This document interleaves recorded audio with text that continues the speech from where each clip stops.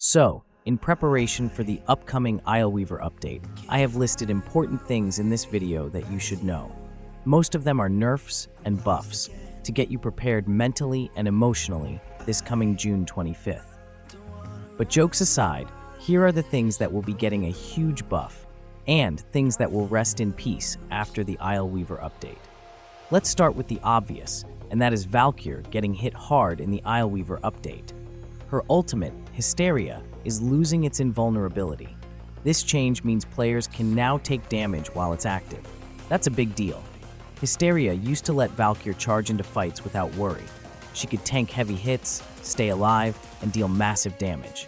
Removing that safety makes her much riskier to use in high-level content. It changes how players approach her playstyle. Before, you could go all in. Now you'll have to think twice before diving into enemies. This update is a nerf because Valkyr's identity was built around surviving deadly situations. Hysteria wasn't just a damage tool, it was her main defense. Most Valkyr builds focus on keeping Hysteria active as long as possible. That way, you could ignore armor and shields and not worry about dying. With this change, those builds become weaker. Players will now need to add more survivability mods or use her other abilities more. But that defeats the purpose of Hysteria being her strongest skill. It's like taking the claws off a tiger. The Warframe community is already unhappy about it. Many say this change removes what made Valkyr fun.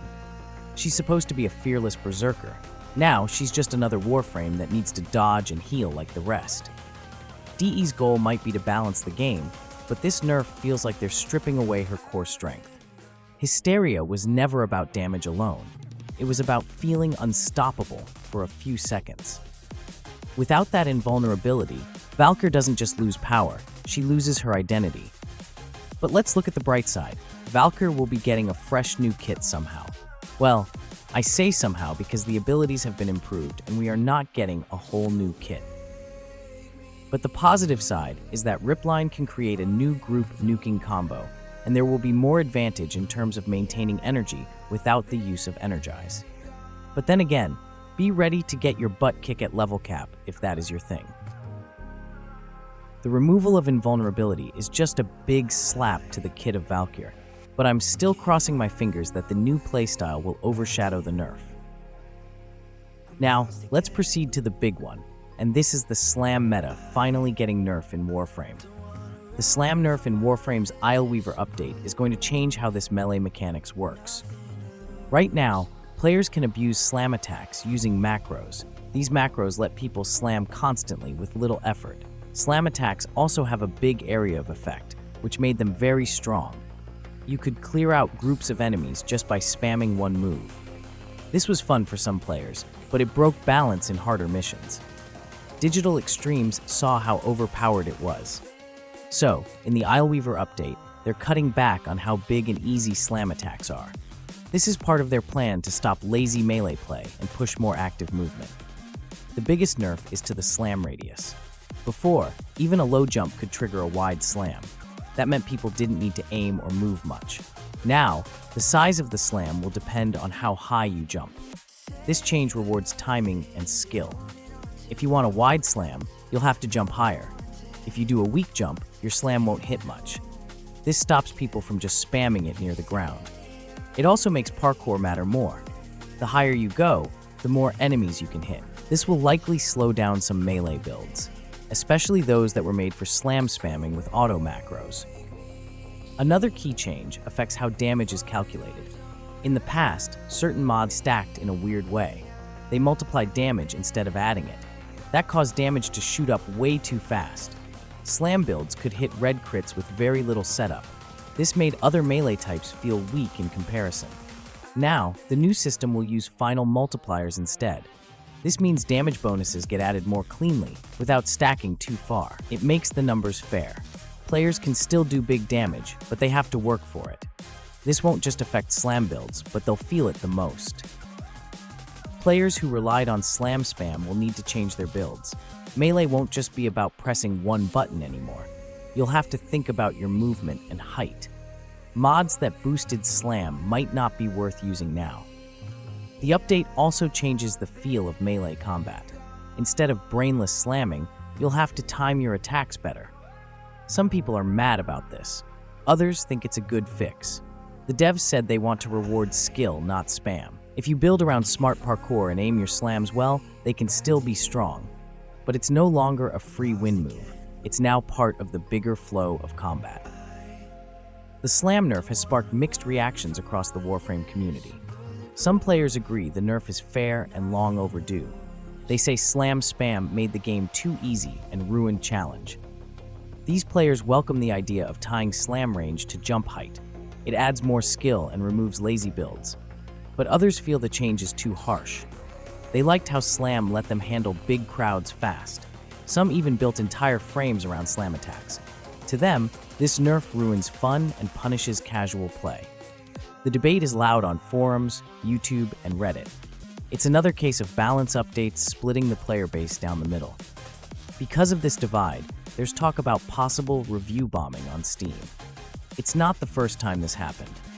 Back during the Wukong nerf, some players flooded Steam with negative reviews. They called the devs out and claimed the game was dying. While the outrage cooled down later, the reviews stayed up.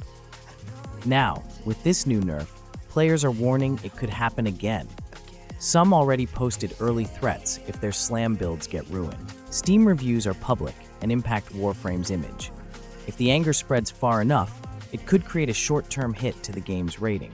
Whether it actually happens or not depends on how hard the nerf feels in practice. But the risk is definitely there. For now, let's just wait what will happen after the Isleweaver update. For now, let's move on to some good news, beginning with new powers coming to 4 Warframes. In case you don't know, Caliban, Jade, Kullervo, and Citrine will be getting a new augment. The Caliban augment was shortly teased during the dev stream, and Pablo showcased on his Twitter channel both Jade and Citrine. In my opinion, the Jade augment will create another build variety for the Warframe. She will be more of a caster Warframe, with her first skill getting the lore-accurate Jade Light treatment. This will be super fun seeing those Jade Light melting enemies and playing like you are the Eximus units. On the other hand, Citrine will have a huge quality of life improvement to her kit, as she now can bestow her prismatic gems effect to Flesh Companion. This means your dog or cat will turn into a prismatic gem, which will allow you to spread status and get the buff from the ability efficiently. Meanwhile, there's no word yet for Kullervo's augment, so it's one of the wild cards in the upcoming Isleweaver update. Most probably, it will be something for his recompense or collective curse. If I will guess, then it might be for her collective curse, as this is the most underappreciated ability for the Warframe. In most cases, this slot is usually for subsume builds, and the Warframe could be interesting without subsume builds in the upcoming Isleweaver update. Another wildcard in the upcoming Isleweaver update is the Ambassador getting a buff. Remember that Mastery rank fodder corpus weapon? Well, Digital Extremes will be buffing it in the upcoming update. It was not really a concern for many, but Steve did promise that the Ambassador will be getting a buff, so they will deliver it in the upcoming update. We still don't know yet if it will just be a buff on stats, or something that will create a new firing mechanic for the weapon, but still, it's a buff, so I will take it in any given day. Now, these are the confirmed buffs and nerfs in the Isleweaver update. If I missed something, then feel free to comment it down below. Probably there's more, but these are the most important things to know. Well, if you consider the Ambassador important, then it is. Aside from Araxia, we will have new augments to look forward to and some quality of life improvements. We are just a few days away from the update, and I hope you are looking forward to it like I do. Thanks for watching, and I see you on the next one.